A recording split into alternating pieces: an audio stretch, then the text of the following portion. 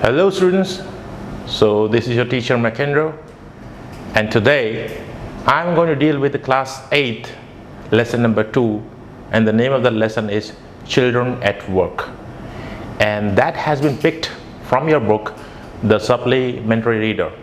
So what you are supposed to do right now, if you are having this book at home, I believe that you are having this book actually with you right now. So what you have to do is bring it on, okay, and just open your book and turn to the page number 7. And what is the name of the lesson again?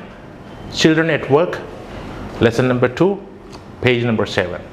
Okay, so before going to start this one, we'll have to find out those difficult words meaning. Okay, the difficult words meaning that I'm going to tell, that what are the meanings of those, and how you can use those terms and words while framing sentences. Okay, so here we go. That is the first one, livelihood. Okay, these terms are there in your book, but why I'm telling you the meaning of all those, so that you will be able to know that how you have to use them, and you will be knowing also exactly the meaning of them, so that you can understand the particular portion of that paragraph, and then you will be able to actually know the story of the lesson. Okay, so the first one is there on your screen. It's livelihood. Spelling is Livelihood, livelihood. Okay, livelihood is actually a noun. It's a noun, right? And the meaning for that is, it's there on screen. Financial means or property which brings in an income. Okay, that is called livelihood. Whenever you are having financial support or something like that, that's called livelihood. How are you going to use that in a sentence? Just have a look. The examples over there. Due to COVID-19 pandemic, common people have been in miserable condition to earn their livelihood. That's the first example actually for that particular term, livelihood. It means that nowadays actually we are having a pandemic here, a major pandemic, COVID-19, as everyone knows it. Due to that, many of the people, especially those common people, they are struggling. Okay, they have been struggling to earn. So for that particular sentence, livelihood is actually an appropriate word over there. So due to COVID-19 pandemic, common people have been in miserable condition to earn their livelihood. The meaning of miserable is bad condition, or say poor condition. Okay, so this is how you could use that word livelihood. Otherwise you can use it like that also. In the second sentence you would say, poor people are facing many problems to make their livelihood. Yes, of course. Poor people, what they have to do, they just have to struggle a lot. They'll be roaming about. Sometimes they come back home without eating anything, and then they will feed you. Okay, why? Because they are doing hard work, and they are helping you, and they are raising you. Just because of that, they won't even take rest. So such thing is happening with those poor people actually. So that particular term, livelihood, is appropriate to be used here. So in that one which I have told you just now is actually, poor people are facing many problems to make their livelihood. Okay, I hope that you have understood with this particular term there, and you could use that. Okay, it's there in your book, and we'll find out about that later. Move on to the next one. Wander. W-A-N-D-E-R, wander. It's a verb. Okay, it has 4 forms plus one S form. The first form is wander. The S form would be wanders with S, and then the second form wandered with ED in the end, and then the third form also wandered with ED at the end, and then wandering, that is W-A-N-D-E-R-I-N-G, wandering, that is actually the 4th form. Okay, so here wander means to roam around without having any kind of ambition or something like that, without having any purpose to roam about. Okay, sometimes you do it whenever you are in school, right? If you don't have any engagement of your class and all that. So what do you do, by the way? You roam about, you wander. Where do you wander? You wander on the corridor of your school. You do that, right? Okay, so let's just have a look at those sentences which have been given over there for example for you. There are many stray dogs that wander in my locality. Do you know what are stray dogs? Those which are actually wandering sometime in your locality, and they irritate us also. Don't you think so? Yeah, because of them, I mean, like you'll be having disturbance in your sleep whenever they are barking at night. So such kind of dogs which are actually not owned by anyone, they are called the stray dogs, right? So there are many stray dogs that wander in my locality or wander in your locality. Okay, you can use that term wander over there in that sentence like that. So move on to the next sentence which is there for you. Why the students are wandering on the corridor? As I told you earlier, one of the examples that I just had given to you in the beginning. Okay, you usually do that whenever there are no teachers in the school. Yeah, you love doing that, I know that very well. Whenever you are there in the school, you won't be staying in your classroom, you'll be roaming about. Okay, you do that, you roam about, you wander. Okay, so you usually wander on the corridor of the school. So that is one of the examples for that. Move on to the next word, stranger. S-T-R-A-N-G-E-R, stranger, and that is noun, by the way, stranger. What is stranger? A person whom one does not know. Okay, if you don't know a person, that person is a complete stranger to you. Okay, so in such cases, stranger is actually the meaning for that. Okay, let's just have a look at the example. A stranger called me yesterday and I don't know how he got my number. Sometimes it happens, right? You will receive some call from some people. Okay, those people whom you don't know, probably they must have got your number from someone and they must have called you just to disturb you or just to irritate you or just to, you know, have fun with you or something like that. This has been happening nowadays. Some fraudsters also used to do that. Fraudster, you know, who will be, I mean, try to dupe you, who will try to actually cheat you also. So those people are strangers whom you don't know exactly, whom you have never seen in your life. Okay, those people are called strangers. Okay, you have been advised by your parents sometimes and maybe by your elders that you are not supposed to talk to any strangers, right? Have they told you? Have they ever asked you to do that? Yes, definitely, because most of the children, you know, whenever they are called by some people whom they don't know, you know, sometimes they may, you know, dupe them, cheat them, or they may hurt them. So this is why the parents and elders have advised you not to talk to any stranger. So that is one of the example over there. You have been asked not to talk to stranger, right? Yeah. Even my parents had asked me also not to talk to any stranger when I was kid, when I was small. Okay? So that is stranger. The person whom you don't know and whom you have never met and whom you have never seen in your life. Okay? Move on to the next word. It's pulled in. Pulled in. That is actually a verb. And it's an idiomatic. You know what is an idiomatic? The style of talking. Whenever you are changing your expression, it's called idiomatic.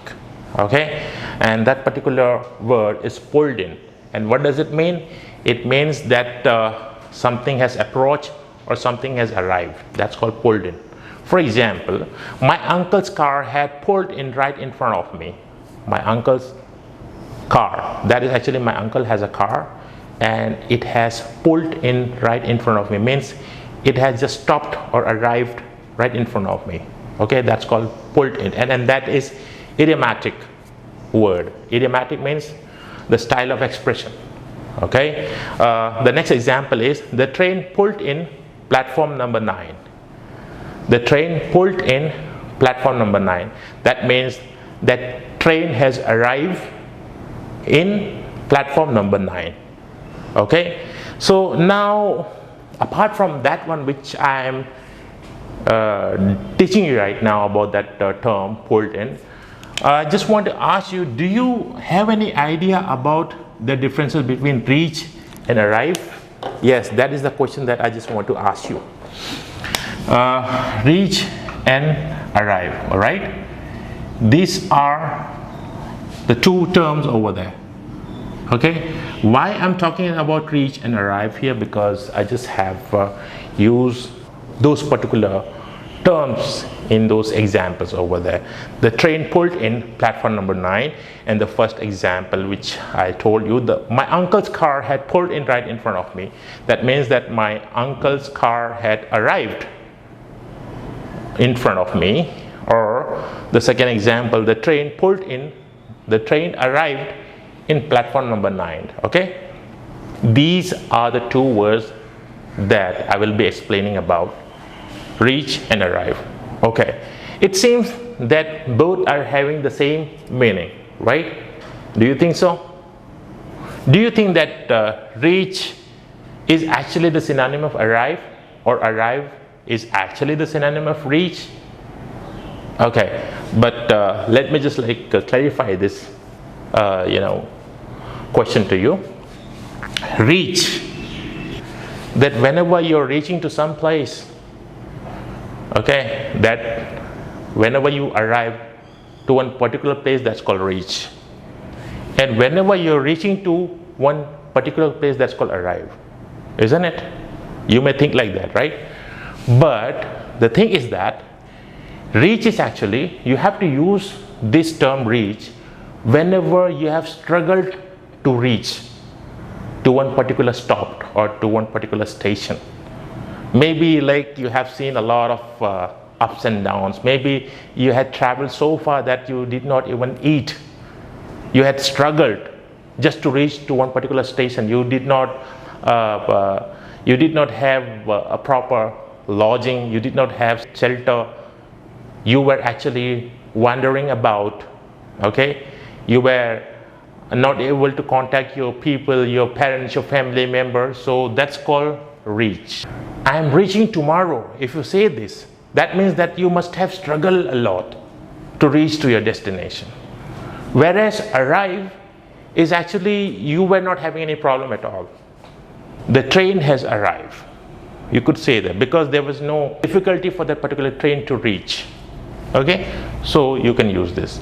But if that train has struggled to reach to one particular station, that's called reach. I hope this one is clear to you. Okay, move on to the next word. It's wobbly. What is it? Wobbly. And what is the meaning of that? It's there on the screen. Wobbly means unsteady. Okay, unsteady, which means whenever you are physically unstable. Why you will be having that? Because you are horrified, or maybe you are having some kind of fear, or maybe you have gone through so much, just because of that you are having such type of sensation. Wobbly is an adjective. And what is adjective, by the way? A word which modifies noun. Okay, a word which modifies a noun is called adjective. Okay, let me just give you an example. Suppose big. Okay, I am a big boy. Okay, is that visible? Okay, wait, let me just write it properly so that you will be have much more clarity. I am a big boy. Okay, or my cousin is too heavy because maybe he is fat or something like that. Okay, my cousin is too heavy. Sometimes it's difficult to lift him. Okay, so I'm a big boy. Here big is actually adjective. What is it? Adjective. And here heavy is also adjective. Let me tell you. See, boy is a noun. Okay, boy is a noun. Remember, I taught you all those, the parts of speech. You will have to, recall all those what I have taught you.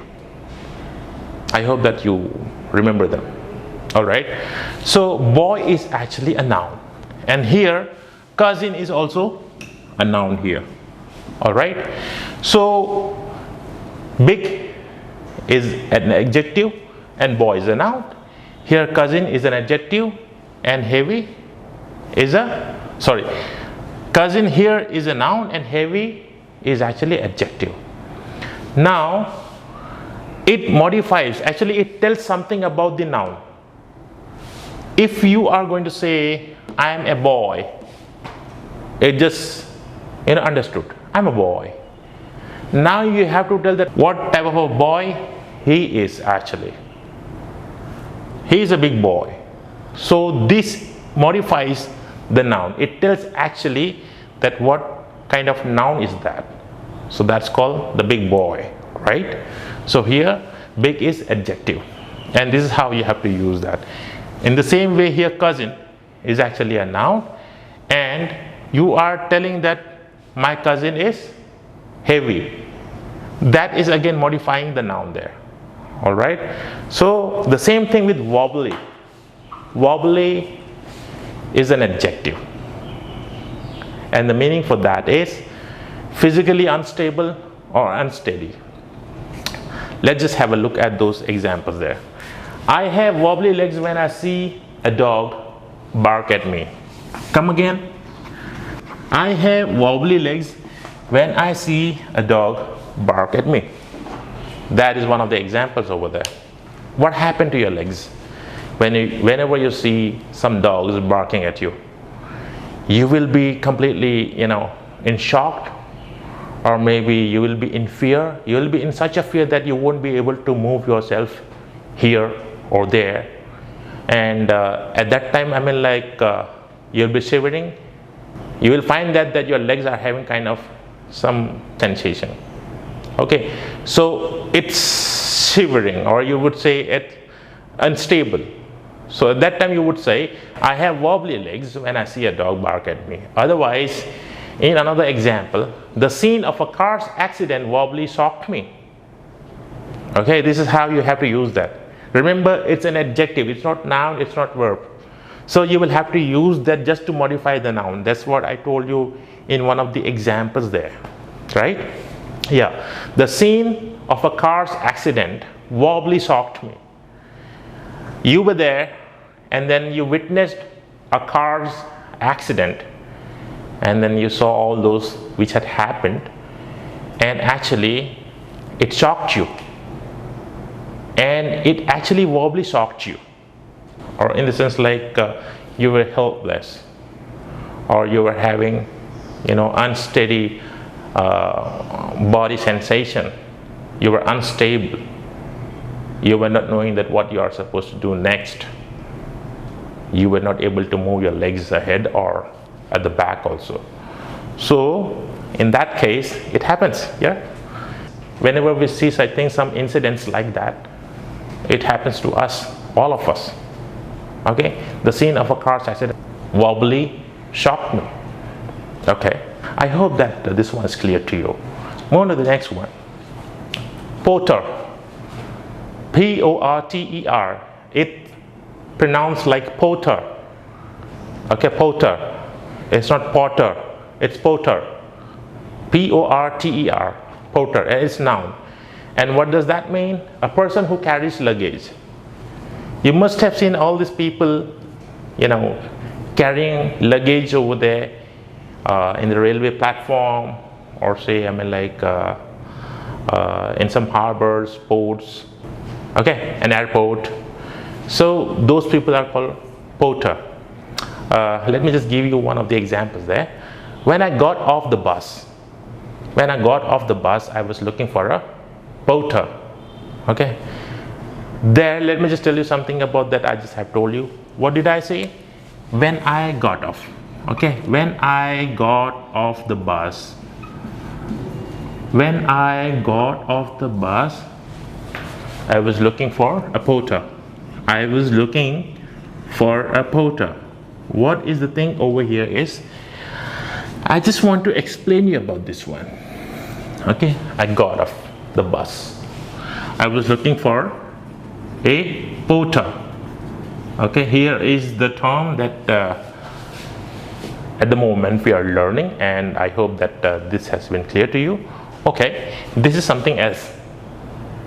Because it's there in the sentence, that's why I just have to explain this to you. I got off.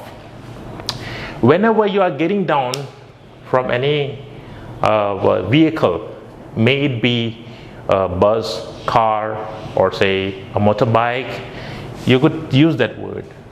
Okay, I'm getting off the bike, I'm getting off the bus, I'm getting off the train, or I'm getting off the plane. All right.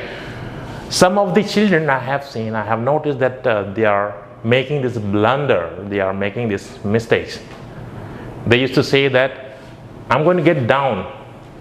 Okay, I'm going to get down from the train. That is actually not appropriate. That is not, I mean, like a good English. That's really a bad English. So you just have to say get off. Okay, since this one is in the past, because you are saying that you have already got off from that particular vehicle, so you are using this one. When I got off the bus, I was looking for a porter. Okay, now it's clear, I hope. So don't say get down. I'm going to get down at Fararganj. You can say this. Okay, but if you're going to say like that I'm going to get down from the bus, that would be actually inappropriate. That is not good English. Okay, so you just have to say whenever you are leaving that particular vehicle, you just have to use this term. I'm going to get off. Otherwise you can say this. Otherwise you can say like this, I got off the bus. All right, so let's just have a look at the next example over there of the same word, porter.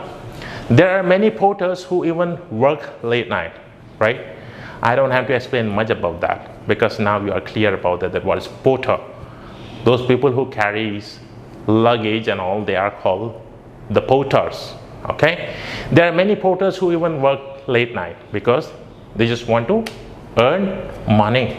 All right, move on to the next word, and that's fare. What is it? F-A-I-R, fare.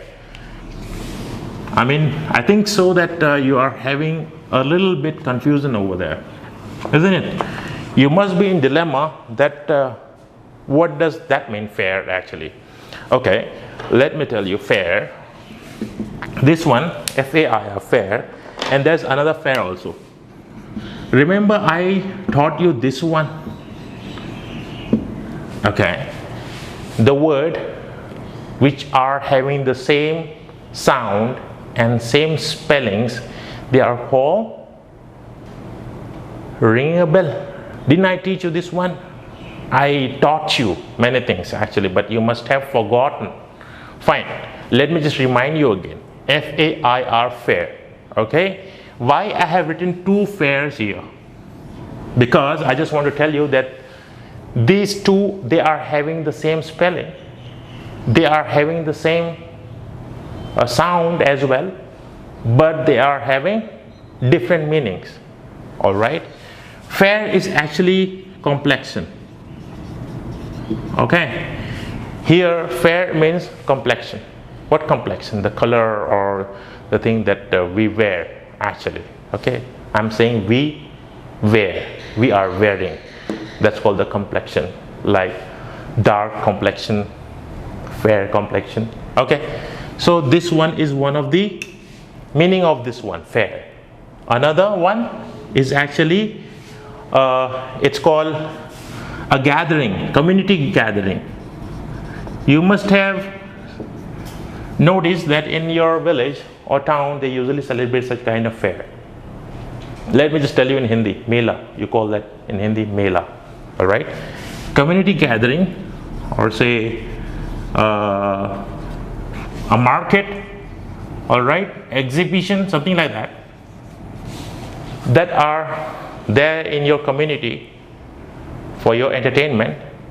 They used to organize some dance program, some competition. All the food items will be there and all, like buffet and all those things. Okay, so that's fair. So which fair we are talking about here in this lesson? Have any idea? We are talking about this one, the second one, fair.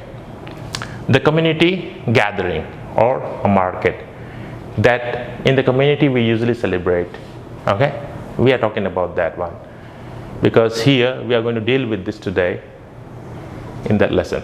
Okay, this one is actually the another one which I told you, the complexion. All right, so these things are called homonym or homophones.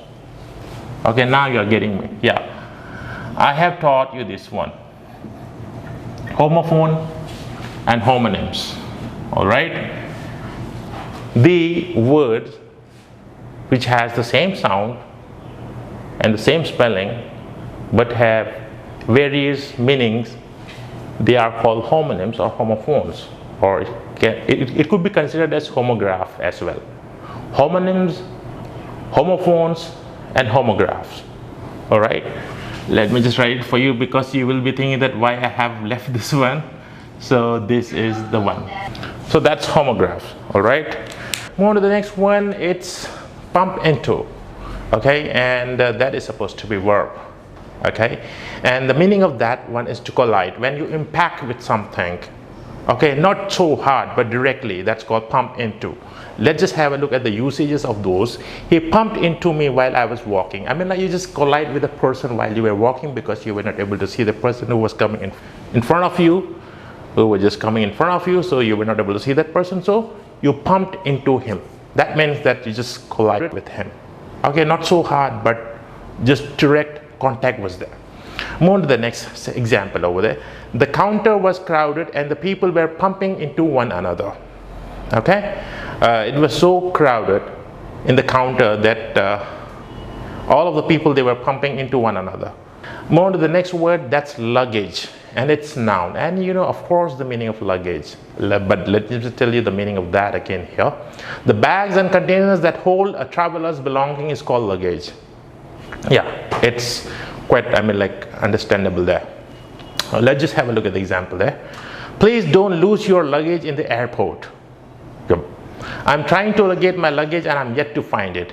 So this is how you could use that particular term in your sentences whenever you're framing some. Move on to the next one, miserable, and that's an adjective. Remember that I told you what is adjective?